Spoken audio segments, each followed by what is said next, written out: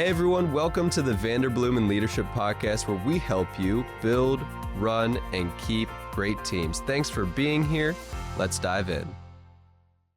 Well, hey, welcome, and this is Jared, and I am so excited for our topic of discussion today because it's something that is extremely important for every leader to understand. But more than that, I am absolutely thrilled to have on today with us Eugene Lee, the Director of Consulting here at Vanderbloemen. Eugene, welcome to the podcast. It is great to have you on today. It's great to actually finally be here with you. In person. Yep. Because I know your voice and I know your face, and we've talked before, but you're in the flesh. That's right. Thank you for inviting me. Yes, of course. Mm-hmm. Thank you for spending some time with us today. As we kind of get started, maybe just tell us a little bit of your story and even how you found yourself here at Vanderbloemen. Yeah. Well, grew up, just thought I was going to become a doctor someday. And so that was always the goal: study math, science, go to college, go to med school. Was not happy at all going down that path. I liked the subject matter, but it felt like something that I had to do, not what I wanted to do. Yeah. And what I wanted to do, and this desire started growing in college, was ministry. Like I loved campus fellowship. I loved the stuff we were doing at church. Mm-hmm. I loved doing kind of one-on-one discipleship with people. And I found myself doing more of that than like organic chemistry and calculus and studying for my MCAT. And so after college, I took a hard pivot and went from being a chemistry major to a theology student. That's quite a contrast. That was a bit of a pivot. Yeah. And never looked back. And so became a student pastor back many years ago, and then planted a church in the city of Boston, got to serve there for about 9 years. And then our family moved out to California to work at another church in the San Francisco Bay Area. And then went through a leadership transition there and started thinking about what I wanted to do afterwards. And that's when the opportunity to join the team at Vanderbloemen came out of the blue, actually. I wasn't even thinking about it. And I knew someone who was here. And, they floated a name, and it turned into a phone call and then a flight to Houston. And here I am. And it's been like, 2.5 years. So it's been a blast. Yeah, that's amazing. I love that story. When we were kind of discussing topics of discussion, the one that we landed on was leading beyond a title. And I think a lot of times leaders, especially the higher up in the food chain, we see it all too often of leaders that maybe lead from a place of the title and not out of a place of authenticity, of where people are following them because of their title, not because of their values and their actions. Yeah. Could you maybe speak on just the importance of being able to lead from a place of people wanting and choosing to follow you versus almost that having to, or feeling like, obviously the respect of the title, right? But there's a difference in being led and leading from a title and leading from a place of authenticity, almost as a leader. Yeah. No, that's, there's so much to unpack there, but I would say whether you already have the title or whether you want the title someday, right? Because sometimes you are the leader, you're the president, you're the pastor, you're the director, or you're the intern, right? Mm-hmm. Or you're the student and you want to have that title someday. I think what you have to realize is a title is just a platform. Yeah. And leadership doesn't come from a platform. Yeah. Leadership comes from influence. And we talked about that, right? We're talking about a lot of John Maxwell's work that has influenced us. And I worked for a leader once. She wrote an entire book about influence and the power of influence and how that is what organizations need, but that's also what shapes culture. And, influence is only gained through relationship and trust and time spent with others. And none of that happens automatically through a platform or title even. Just because somebody has a title doesn't mean that they will trust you or follow you or believe in you or be inspired by you, right? Yeah. And so I think leadership beyond a title is recognizing relationships, influence, building trust, building rapport, being selfless, right, is critical to leadership beyond whatever title we want or whatever title we have. Yeah. I love that so much. And I think one of the things that comes with when you have a title is the kind of almost the power dynamic of when you are, leadership is serving those beneath you. But maybe can you speak to that balance of leading those who are that you are in charge of or managing, but also balancing like the being a friend and being, like wanting to come to a place where you work, where you're friends with people, right? But also recognizing, hey, it's my job to make sure that you do your job really well. Yeah. Can you talk maybe to that tension that so many leaders have to face? Yeah. Well, it is a tension because oftentimes when you have the title or you're the leader, as they say, it's lonely at the top. Yeah. Right? And there is that dynamic where when you are the person who makes the final decision, or you're the person that holds the influence or carries the weight, people will defer to you all the time. They'll tell you what you want to hear, not what you need to hear. And so whether or not you realize that, and let's say you're the leader who wants to have that relationship and that friendship, when you're the person that carries that responsibility, people will change the way they behave around you. And so that's really hard to navigate sometimes. And we can be very blind to that. We can begin to think, oh, well, it's because I'm the smartest person in the room, or it's because I have the most experience, or I'm right and they're wrong. And then we can go down this spiral of self-deception. Right. And so whether we realize it or not, that dynamic is already at play. And then, having a title can make us feel entitled, right? Yes. Like I'm entitled to, be the one to say we're going to go left or right, or this is the goal, or yes or no, or start or stop. And so I think the only way to break out of that self-deception that happens internally, the way that we see ourselves and the way other people begin to see us, is self-awareness. Right. And we have to realize that if we're not aware of how people perceive us and how they experience us and how we experience them and how we perceive ourselves, it's so easy to get stuck in a trap. Where that entitlement and that title really is, at the end of the day, all that we have, because we don't really have true influence. We just have blind loyalty. People are not inspired. They're afraid. Right. Or they're just, they're being selfish and they're saying yes for their own gain. Right. Because they know that if you do what they say, it helps them. But that's not the kind of leadership that can make a really deep exponential impact. The leadership that makes that kind of impact is when everybody believes in the vision, when everybody is committed to the mission. And that takes a lot of humility. It takes a lot of self-awareness. And again, the foundation of all of that is trust. And trust is not built on a title. It's built on those relationships. I love that. And kind of what you're speaking to there is when we have this kind of self-awareness, when leaders are able to have self-awareness, it helps bring clarity to how those that they are leading view them.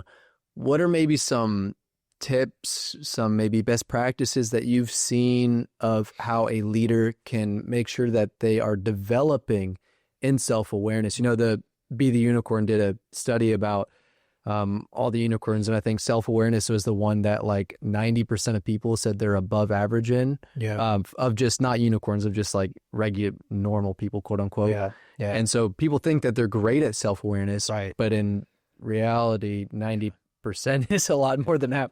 So I what are maybe just some ways that we can actually have a realistic view of ourselves as we are leading these teams? So I would say probably at the top of that list is like solicit feedback. And again, this is tricky because oftentimes you'll say, hey, give me some feedback. And if you're asking somebody who reports to you or somebody in your organization and you're the leader, oftentimes they're going to tell you something nice and polite. They don't want to hurt your feelings or they don't want to offend you. But if you ask with an authenticity and a humility because you want to learn and grow, but you also want that person's perspective and you want their insight, and they trust you. They will tell you the truth, and that truth is your friend. Yeah. Right. And so it's seeking feedback, and not just the praises of the people around you, but the criticisms as well. It's so important. And that's hard. Yeah. Because that hurts. Yes. Right. I mean, I remember the first time I got negative feedback, I was unwilling to receive it, and it upset me. Yeah. Right. And I wasn't able to hear it and receive it and allow it to shed light on my own blind spots. Right. So I think feedback is something we have to constantly seek, because everybody has blind spots. Yeah. And together we can see the good and the bad and the ugly. Yeah. And so when we're working with teams and we're working in organizations, I think feedback can be a really helpful communication loop. Obviously self-reflection, right? Mm-hmm. If I'm in an interaction that, let's say it didn't go well, right? Yeah. I should reflect on that. Like, what could I have done different? Why did it go south? What was my fault in that? Like, how can I learn and grow from that? Yeah. Right? If I could do that again, what would I do differently? Right. So just really to self-reflect through those moments, and not just when things go bad, but when things go great. You know, it's like, why did it go well? Like, what happened? Was it by chance or, and especially in those moments, it's like, who else was involved in that success? Yes. So during that reflection, you're thinking about all the other people who contributed to that outcome, right? And again, that's thinking about others, thinking about the team, realizing, okay, in spite of my weaknesses or flaws, or, with my strengths, there were other people who contributed to that outcome. And so self-reflection is huge. And then something that I love to do is I'm a personality assessment junkie. Okay. I've taken taken all of them, and like the Myers-Briggs, the Enneagram, the DISC, the Vander Index. I mean, I've taken all of them. And part of why I like reading them is because they're so accurate oftentimes. Like it describes you in a way that you might not describe yourself, but it is so true. Yeah. Because they're designed to really understand the way you think, the way you make decisions, how you show up in front of other people. And it just really helps me to understand myself at a deeper level, because there's so much research and even science often that goes into those assessments. And so I love taking them and reading them, and I like taking them in again and again to see if anything changes or is tweaked. So I'd say feedback. I would say good questions, asking a lot of questions. Not sometimes as a leader, we feel like we have all the answers. Yeah. But I think having more questions is actually a better way of like growing in that self-awareness, because, I heard somebody once say, it's like the smartest person in the room is not the leader, it's the team. I love that. Yeah. Everybody together working on a problem or a project or working on a plan, like everybody collectively together is smarter than any one person. And the problem with leaders sometimes is we think we know it all. Yeah. We think we have it all figured out. And so I think asking questions and soliciting not just feedback, but hey, Jared, what do you think? What would you do? How are you seeing this problem? Or how would you do it differently? And I think those are some ways in which, again, we're not only building into other people and influencing them, but we're making ourselves susceptible to things that we just can't see and understand because we're limited, right? And so I think that can help build that self-awareness. I think that's so important. One of the things that you touched on was feedback and receiving it. I want to ask, when it comes to giving feedback, when we talk about a leader that leads beyond the title, I think of a leader who leads from the title. Feedback can seem almost as criticism if you're the one receiving the feedback from the title. Yeah. But when you're leading from the place of value, the place of action, the place of, hey, this is actually who I am as a leader, you're leading from your influence and not your title. Your feedback is almost like it's, hey, this is a growth, this is a coaching moment, this is a growth area for you. Can you talk about maybe the differences of the difference of giving feedback from the place of leading through influence? And then maybe even if you have like a story of maybe a time when you felt like you maybe received feedback from someone who was leading from the title, or someone who's leading from their influence. Yeah. Yeah. Again, this is such a good topic because, when you've got the title or when you're the leader, sometimes, and I know I'm guilty of this, sometimes I feel like it's my job to help other people do a better job by showing them or telling them what they're doing wrong or how they can improve. Mm-hmm. Right. And when that's the mindset, almost everything that comes out of your mouth is critical, is negative, it feels like a ding. Right. Mm-hmm. And so I've heard, a lot of different methods on feedback, like a feedback sandwich, like good news, bad news, good news, And then I've heard a lot of research that actually feedback should be 5 positive things to 1 negative. Wow. Right. And so don't say anything negative or constructive until you've said 5 things that you can affirm about someone's work or their attitude or whatever it is that you're trying to address. Yeah. And I know that if you were to say 10 good things about me and then 1 thing that wasn't so good, out of those 11 things, what I would remember most? The one. Yeah. Right. Because that's our psychology. Yes. Right. And so imagine how important that ratio is for me to say, hey, Jared, here's what you did really great. And I admire this about you. Keep doing this. You're doing a great job.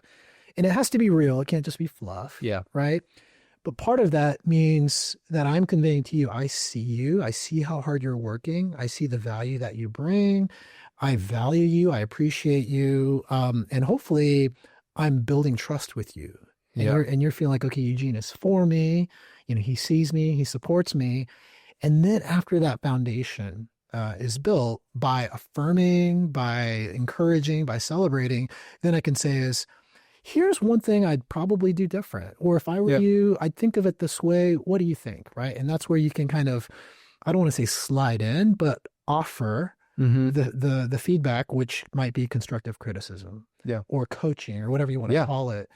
And oftentimes when that's the approach where you're really valuing the person and you're affirming all those other things, oftentimes that person's way more receptive and they can hear it and receive it.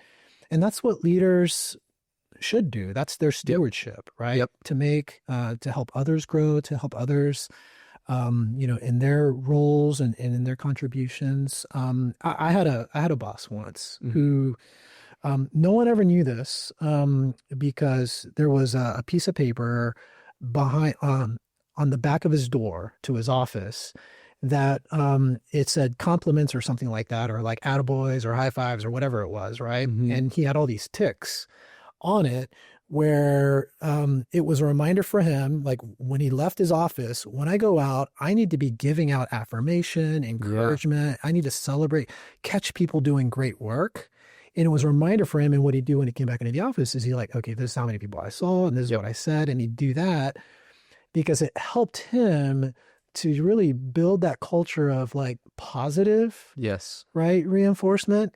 And then that would earn the trust and the credibility for him when it was appropriate to say, can I give you some feedback? Yes. Right. But it's because he's like ticked all these things, and so not only was it a visual reminder for him, but he just knew that if he wasn't intentional about that, as the leader of the organization, he was our senior pastor, right? Like it could just be easy for him to go around and just tell people how they could do things better. Yeah. And he didn't want to be that way. And he was aware of that. And so I just thought that was kind of a neat tool. And I've never emulated that or responded to that, but it just reminded me, I want to be that way. Yeah. I want to see the good in other people. I want to see the value they bring. I want to bring more of that out in them. I know no one's perfect. We all have room to grow. But I don't want to lead with, here's how I can make you better, or here's what I see wrong in you. I want to lead with, man, you're doing such a great job in these areas. And that specific feedback's really important. Because the more specific and honest and genuine that is, again, it really does build that foundation of trust for the moments and the times when coaching and feedback is required for that to be received and for that to actually make a positive impact in that person. Yeah. I think that's so important too. And it's so much easier to follow a leader, not out of fear, but out of a love, out of a buy-in, almost for the vision and the mission. And it's much easier to buy into a leader when they're leading from a place of, hey, of authenticity, of knowing that even it was kind of like the way that a leader says something to you can be so important. Yeah. And when you're giving and receiving feedback, I can think of the times in my life when I've received feedback about an area, maybe at first I've been I'm like, oh my gosh, did they really just say that to me? Yeah. And then you go and think back and you're like, oh, maybe there was some truths in there that I just were a little bit hard to hear. Yeah. What is, just as a leader, to have that accountability? I know we talked about building the relational equity with the team so that they feel like they can give that feedback back to the leader. Mm-hmm. What are some ways that you've seen leaders build that trust within the team so that they know that when they're giving maybe some feedback to their superior, that they're not in danger, that they don't have to operate in a fear, but with the buy-in for the vision and a buy-in on the leader, that they're able to give real and honest and helpful feedback. Yeah. I mean, I think an easy way to do that is just to own it, right? Own the feedback. Or I would say, like, let's say you were giving me some feedback on something that you saw me and maybe I could have done something different or better, rather than, blaming it on something else or just, disregarding it. I could say, man, you're so right, Jared. Like, I totally blew that. And I know, it's like, I'm so glad you're telling me this. And so owning it, but in a way where, like, I'm appreciating the fact that you're sharing it with me, because now I feel like you're caring for me. Right. Yeah. And I again, whether you're a leader or not, I think the natural reaction is to just get defensive, right? Yes. And you just blame it on something else. Well, that wouldn't have happened if so-and-so, or, I was just in a bad mood that day. It wasn't my fault. I just woke up on the wrong side of bed. No, just own it. Yep. Just say, you know what? You're so right. Thanks for calling that out. Like, I can grow in that area. I appreciate you trusting me by telling me that, right? Yep. And honestly, for me, I mean, I've learned that raises my respect for you, right? Because, you had the courage to tell me something that I needed to hear, and you could have easily withheld it because you might have thought, well, he'll like me more if I don't tell him something negative, right? Yeah. And so I will trust you more because I know you're going to tell me the truth. Mm-hmm. So it works in this kind of like two-way direction. So I think owning it is a big thing. Again, going back to what I said earlier, solicit it regularly. Yeah. Right. And so again, let's say you and I are working on something and I just feel like, man, that didn't go really well. I should say, hey, Jared, gosh, I didn't think that really went very well. Like, how could I have done a better job? And I'm asking you to tell me, or how could I approach it differently next time? Or did I not prepare well enough? And I'm really honestly asking those kinds of questions because I want to grow, but I'm asking you to help me to see those things. Right. And so that's a demonstration of humility, right? Yeah. Oftentimes it's like, hey, I don't think that went well. I think it's mostly my fault. Can you give me some feedback? Yeah. Like, I'd love to know what you saw there and how maybe I could think about that differently. Right. Yeah. And so soliciting that feedback and then really, appreciation goes a long way. Yeah. So, if you were to give me some feedback on something, for me to just say, hey, thanks so much. I appreciate that. Like, that means a lot, and I might not know what to say in the moment. And especially if I don't know what to say in the moment, I'll just say, hey, thanks, and then I'll go home and do some self-reflection and then maybe we'll have a different conversation the next day. But at the very least, I'm receiving it. Yeah. And I'm not being guarded. I'm not deflecting. I'm not getting angry at you for telling me something. And so I think those are some ways, that you can really create a culture of open feedback, even feedback that goes upstream. Yeah. Right. Because that's not always welcome. No. And there are some cultures where that's a very dangerous place to go. Yep. And, unfortunately, that's more common than not. But I want to be the kind of person, whatever my title is or whatever it isn't, where you and I can really be honest with one another. Yeah. Yeah. I think that's great. As we close today, I just want to get your final thoughts. You kind of hinted at it a little bit, and I know you mentioned it today, even in our all-staff meeting, of the value of leading from a vulnerability. And you kind of hinted at it even as we were discussing today. I just would, if you want to maybe just close with a few thoughts on that, of the importance and even the value that we can find in leading from a place of vulnerability. Mm-hmm. Mm-hmm. Yeah. So years ago, I took this personality assessment. It's called Leadership Circle. And it's like a 360 where a lot of different people contribute to the assessment, how they experience your leadership, how you work, what you're like in meetings. And then obviously you're putting your self-assessment. And one of my mentors really guided me through this. And at the end of the whole assessment, he said, Eugene, the thing that's going to help you go from this level to this level, he said, is courageous authenticity. Wow. And I didn't understand it at the time, but when I think back, I liked that he put courageous in front of authenticity, because sometimes we think authenticity is weakness. Yeah. It's admitting what we don't know, what we're not good at, or just kind of owning well, I can't because I can't, I don't have that skill, or I don't have that gift or that talent, or this is just the way I'm wired. Mm-hmm. But being courageous is just owning and embracing that and naming the fact that, you know what, I'm afraid that other people are going to think I'm not smart. Yeah. Or I'm afraid that other people are going to think I'm indecisive. Or I'm worried that people will not respect me as much if just fill in the blank. Sure. But courageous authenticity is just owning and embracing all of the things that we're afraid other people are going to think about us. Yeah. And then letting our guard down and just saying, you know what, here are my best thoughts, but hey, what do you all think? And let's work on these things together. And where that shows up in me in an unhealthy way is when I just get in my head and I'm internally processing and I'm not sharing with anybody. And this is what I mean by holding cards close to your chest. Yeah. It's like, okay, I've got some information here, but I'm not going to tell anybody what it is. I'm afraid that it could be wrong. I'm afraid I'd be stupid, and I'm just going to hold it. And I'm not going to contribute to the conversation. Yeah. I'm not going to weigh in or discuss. I'm going to be the last one who speaks. And sometimes that's appropriate. But I think the courageous authenticity has taught me to say, you know what, team, I have no idea what to do right now. Like, I've been thinking about this problem. It's keeping me up at night and I don't even know where to begin or where to start.